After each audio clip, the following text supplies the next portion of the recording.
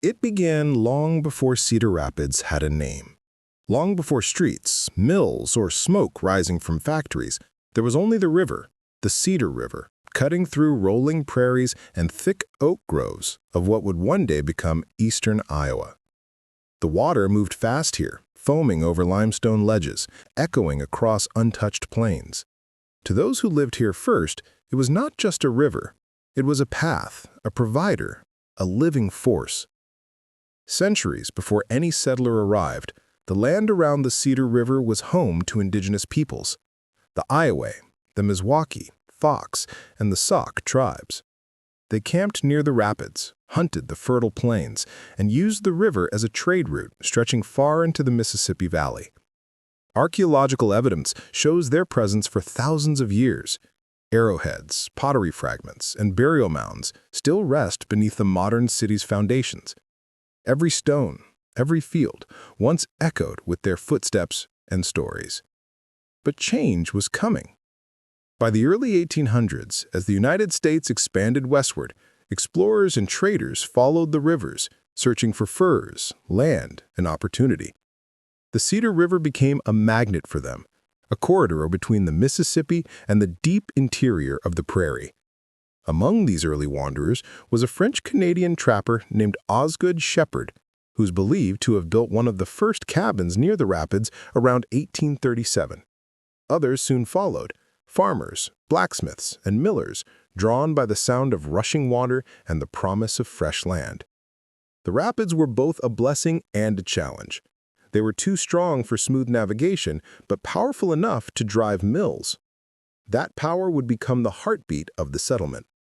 The early settlers saw more than beauty in the river. They saw industry. In 1838, William Starke, a millwright from Indiana, built a small sawmill on its banks, cutting timber from the endless forest. A few years later, he was joined by Osgood Shepard and John P. Hamilton, who helped shape the settlement that would grow around the falls. But the real story began with one man, Osgood Shepard's friend and partner, William Stone, a trader who saw not just a homestead, but a future city.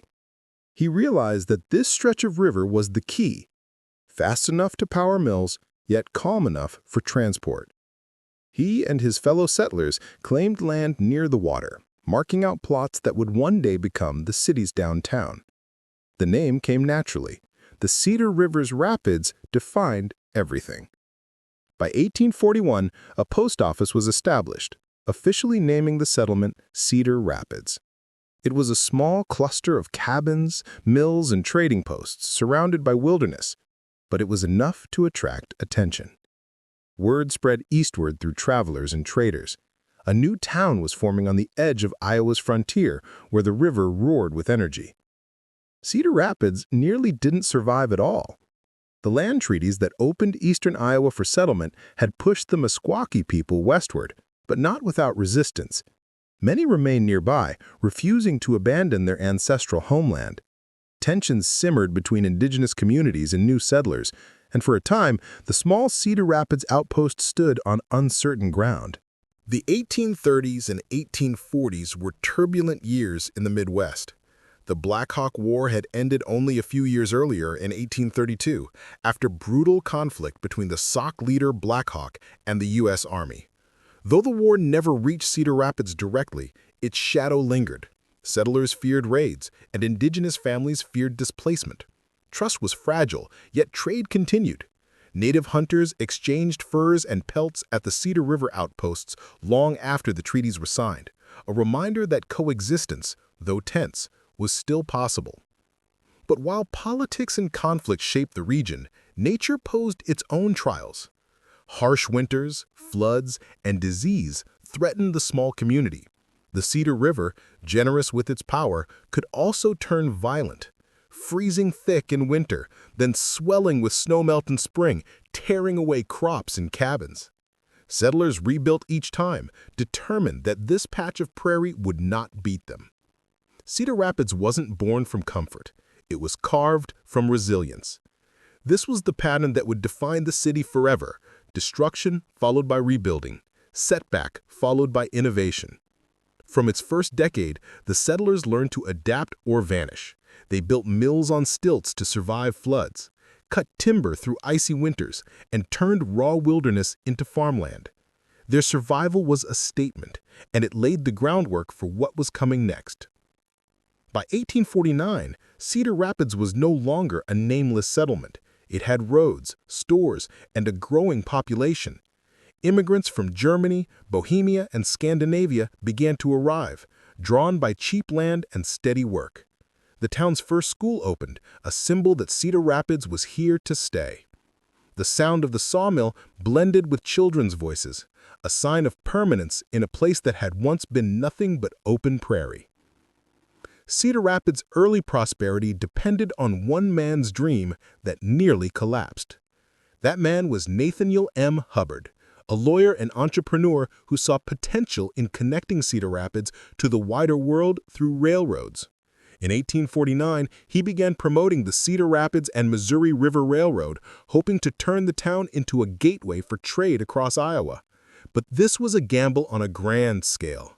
The line was costly and the terrain unforgiving. If it failed, Cedar Rapids would remain isolated, a mill town lost in the prairies. This dream, the promise of iron rails cutting through open fields, would determine the city's fate. Because, once the railroad arrived, everything would change. Population, industry, and fortune would surge, but so would greed, corruption, and disaster. The small settlement by the river was about to step into the industrial age. The rapids that once powered mills would soon power an empire of factories, trains, and commerce. But that transformation came at a cost, one that the city still remembers in its bones. And so, as the 1850s dawned, Cedar Rapids stood on the edge of history, balanced between a fading frontier and the birth of a new American city. The question was, would it rise, or would it drown beneath the very river that had given it life? The 1850s were not just another decade for Cedar Rapids. They were the years that turned a settlement into a city. The river still thundered over its limestone bed, but now another sound began to echo across the valley. The rhythmic clanging of hammers, the distant whistle of steam, and the steady hum of ambition. Cedar Rapids was changing. Fast. At the heart of it was the railroad. For years, the town had relied on riverboats and wagons to move goods, a slow and unreliable system that tied its fortunes to the moods of the river. When the Cedar Rapids and Missouri River Railroad was first proposed, many scoffed at the idea.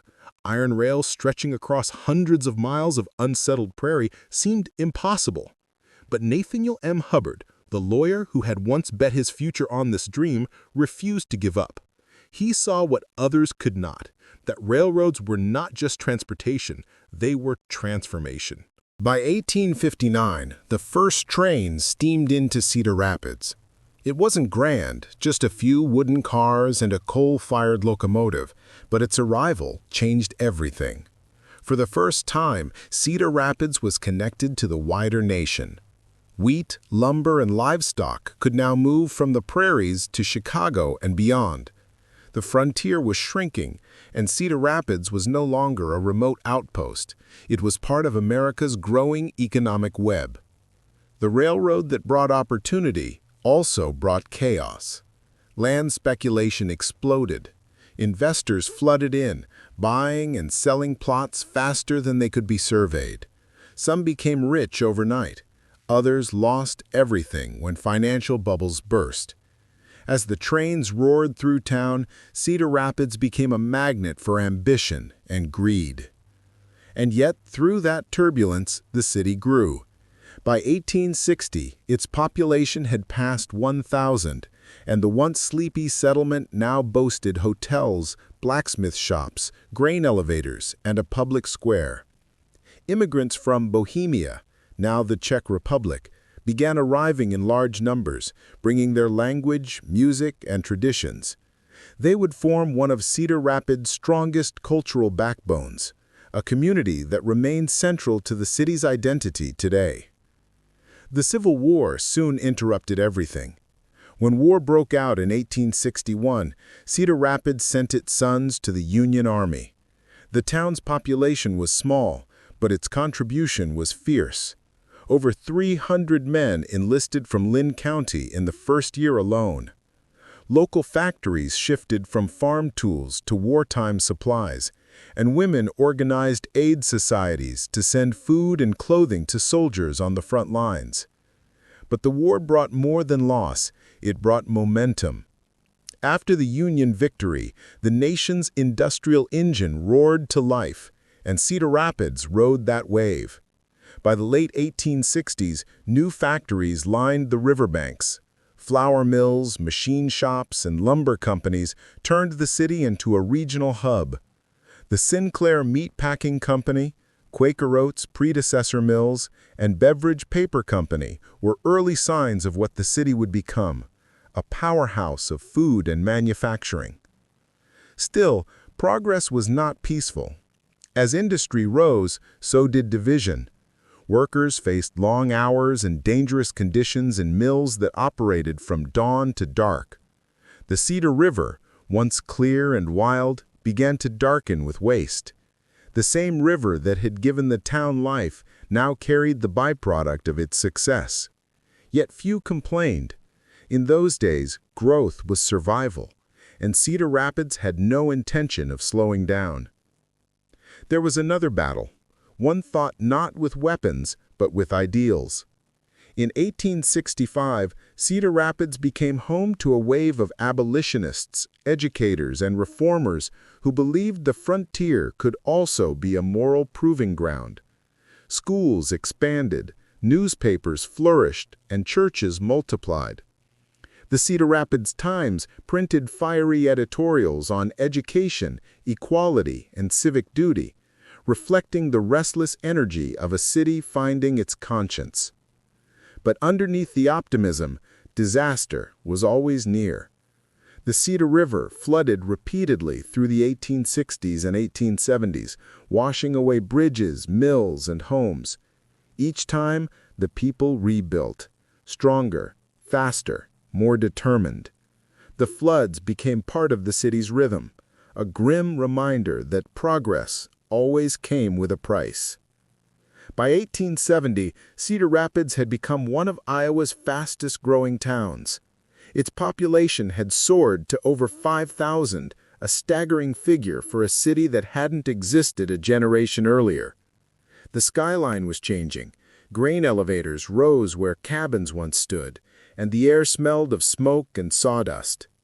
Rail lines branched in every direction, connecting Cedar Rapids to the Mississippi River, the Great Plains, and the expanding American West. But here's something most don't know. The city's rise was nearly stopped by fire. In 1872, a blaze tore through downtown Cedar Rapids, destroying entire blocks of wooden buildings. For a night, it seemed the city would vanish into ashes. But out of the destruction came rebirth. Brick replaced timber, and builders began using stone and steel. The fire became a turning point, pushing Cedar Rapids toward the modern architectural identity that still defines it today. The 1870s brought another transformation: education and culture. In 1871, Coe College was founded, beginning as a small missionary school called the School for Prophets. Its creation marked a new chapter in the city's evolution, from survival to sophistication. With schools, newspapers, theaters, and churches flourishing, Cedar Rapids began to see itself not just as an industrial town, but as a community of ideas. The energy of the city was contagious. Immigrants continued to arrive, Germans, Irish, and Czechs, and neighborhoods began to form around language and trade. The Bohemian community built shops, saloons, and halls, where folk songs mixed with the clang of machinery. Out of these enclaves grew New Bohemia, an area that would one day become one of Cedar Rapids' most historic districts. Still, not everything prospered. The Panic of 1873, a national financial collapse, hit Cedar Rapids hard. Banks closed, railroad construction halted, and factories laid off workers. For the first time, the city that had grown so rapidly tasted the sting of stagnation. Some left, heading west to find work. But those who stayed refused to let the dream die. They rebuilt the mills, reorganized the banks, and prepared for the next surge of opportunity. That resilience became Cedar Rapids' defining trait. Every flood, fire, and crash left scars, but also strength. The people learned to expect hardship and to turn it into momentum. They built better systems, stronger bridges, and smarter industries. And as the 1880s approached, a new generation stood ready to take the city from mills and timber to factories, rail yards, and corporate ambition. By 1880, the smoke of progress hung thick over Cedar Rapids. The sound of the river was now drowned out by the hissing of steam engines and the rumble of freight trains. The small trading post had become a booming industrial city, one of the fastest growing in Iowa. The iron rails that once brought life to the frontier now carried grain, lumber, and machinery across the nation.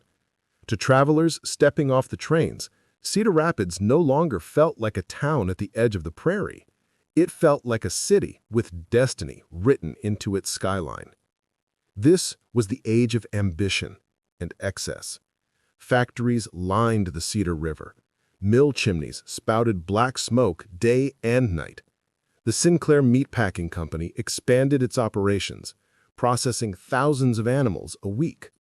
Lumber yards stretched for miles. Milling companies turned grain into flour by the ton. In 1873, a man named Ferdinand Schaefer founded the North Star Oatmeal Mill, one of several small operations that would merge, within decades, into something much larger, the Quaker Oats Company, founded in Cedar Rapids in 1877. The city's industries began to shape not only its economy, but its very identity. But the story wasn't all progress and prosperity. The wealth of the late 19th century came at a human cost. The same factories that brought jobs also demanded relentless labor. Immigrants, many from Bohemia, Germany, and Ireland, worked 12-hour shifts for low pay. The Cedar River's banks were lined with tenement housing, their wooden walls thin against Iowa's brutal winters. Children carried water buckets into mills where men ran roaring machines. The city was divided between those who owned the factories and those who kept them running. Cedar Rapids' golden age glittered unevenly. For every grand house rising on 3rd Avenue, there were families crowded in narrow alleys behind the mills. Yet there was pride, too. The immigrants who built the city's industries also built its culture. They founded churches, opened bakeries, and built halls where Czech music and language thrived. The Bohemian National Hall, established in 1884, became a center of culture and community, a place where the working class found strength through unity. But change was stirring across America. Labor unions were forming, strikes were breaking out, and cities like Cedar Rapids stood on the edge of a new social battle between industrial power and workers' rights. In 1886, national labor unrest reached the Midwest after the infamous Haymarket Affair in Chicago. Though Cedar Rapids never descended into violence, the tension was palpable. Workers whispered about fair wages and safe conditions. Factory owners feared disruption. The city's leadership pushed for calm, urging order above all else. Meanwhile, wealth was transforming the landscape. Downtown Cedar Rapids exploded with new construction. Brick replaced timber, and ornate buildings with iron facades rose along the river. Electric lights appeared. Streetcars clattered through the growing city, connecting neighborhoods to the industrial district. The Union Station, completed in 1897, became a symbol of progress, a gateway for trade, travelers, and ambition. Every week, more people arrived, chasing opportunity under the plumes of smoke. But there was another, quieter revolution underway, one of innovation. In 1883, the city established its first public library. Education began to flourish. Coe College expanded, and new schools opened across the city. The public began to see Cedar Rapids not just as a place of work, but as a place of ideas. By the late 1890s, theaters and opera houses filled with crowds eager for entertainment. Cedar Rapids had entered the Gilded Age, balancing refinement and unrest in equal measure. Still, the river that had once nurtured the city was growing unpredictable. Floods struck again in the 1880s and 1890s, testing the city's defenses.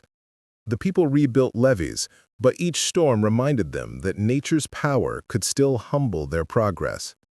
One particularly destructive flood in 1881 damaged bridges and mills, forcing a massive rebuilding effort that only deepened the city's determination. The floodplain became a symbol of Cedar Rapids itself, a place that could bend but never break. Yet there was another force shaping the city's destiny: immigration. By 1900, Cedar Rapids was home to one of the largest Czech populations in the United States. They brought with them not just labor, but resilience, artistry, and a sense of identity that still defines the city today. The district known as Little Bohemia thrived with Czech shops, churches, and community centers. There were festivals, parades, and gatherings where old country traditions mixed with New World ambition. But assimilation wasn't easy. Immigrants faced prejudice and economic barriers. Still, they built their own networks of support, societies, clubs, and cooperatives that helped them survive. Through this, Cedar Rapids' cultural heart took shape, diverse, stubborn, and proud. At the same time, a new kind of power was consolidating: corporate power. Quaker Oats, which emerged from a series of mergers and acquisitions between 1880 and 1901, became one of the largest cereal companies in the world. Its headquarters in Cedar Rapids symbolized the city's industrial might. The company modernized production, introduced national branding, and helped make Cedar Rapids a household name far beyond Iowa. Yet the rise of such giants also deepened the divide between workers and owners. For many, the prosperity they helped build remained out of reach. And then came the turn of the century, and with it, a test of everything Cedar Rapids had built. The 1900s brought rapid expansion. Population soared past 25,000. The city's streets were paved, electric trolleys ran through downtown, and new neighborhoods stretched into the surrounding hills. The skyline was changing again, taller, bolder, filled with confidence. But beneath that progress lay tension. In 1905, labor strikes erupted at local factories. Workers demanded better wages and shorter hours. Employers resisted. The conflicts were smaller than the great strikes of Chicago or New York, but they revealed something deeper. That Cedar Rapids, for all its prosperity, was still wrestling with the same questions haunting industrial America. What did progress mean? Who was it for? Through it all, Cedar Rapids people endured with quiet pride. The city became a patchwork of faiths, languages, and dreams. Churches stood beside breweries, schools beside mills. And in the evenings, after long shifts, workers would gather by the river, the same river that had carried the city from wilderness to industry, to share stories, music, and hope for their children. As the new century deepened, Cedar Rapids stood tall, smoke in the air, rail lines humming, and factories alive with promise. By 1910, the city had become a symbol of American industriousness. Quaker Oats dominated the skyline with its towering mills, and the Cedar River's steady current powered 1,000 ambitions. But progress never stands still. Beneath the surface, the winds of global change were beginning to blow. The first came from across the ocean. When World War I erupted in 1914, few in Cedar Rapids imagined it would reach their lives. But as the conflict dragged on, the city's industries became vital to the war effort. Factories converted production lines to supply food, materials, and machinery. Quaker Oats shifted to making rations for soldiers overseas. The meatpacking plants worked around the clock. Cedar Rapids farmers shipped grain and pork to Europe, feeding not just armies, but nations. Then, in 1917, when the United States entered the war, Cedar Rapids men enlisted in droves. More than 1,200 residents served in uniform. The city rallied behind them with pride and fear intertwined. Parades filled the streets. War bonds were sold. Women organized drives for the Red Cross and volunteered in hospitals. The Czech-American community, with deep roots in Europe, felt the war's pain most sharply.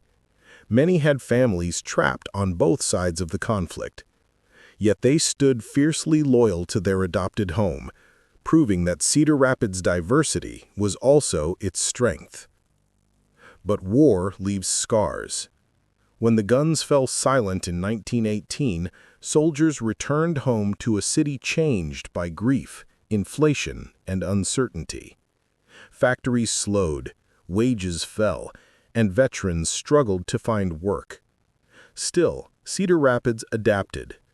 Civic leaders poured energy into rebuilding the economy, promoting education, and improving infrastructure. The city's population continued to grow, topping 35,000 by the early 1920s. And then came a decade that seemed to promise endless prosperity. The Roaring '20s brought a burst of optimism. Downtown Cedar Rapids glowed with electric lights.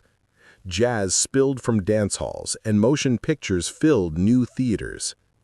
Streetcars carried crowds past busy shops and restaurants. The wealth of the factories trickled, if only a little, into the lives of ordinary people. The city's rapid growth also created shadows. Class divisions deepened, and working families still struggled to make ends meet. Immigrant communities faced discrimination and exclusion, particularly during the years when the Ku Klux Klan briefly gained influence across Iowa.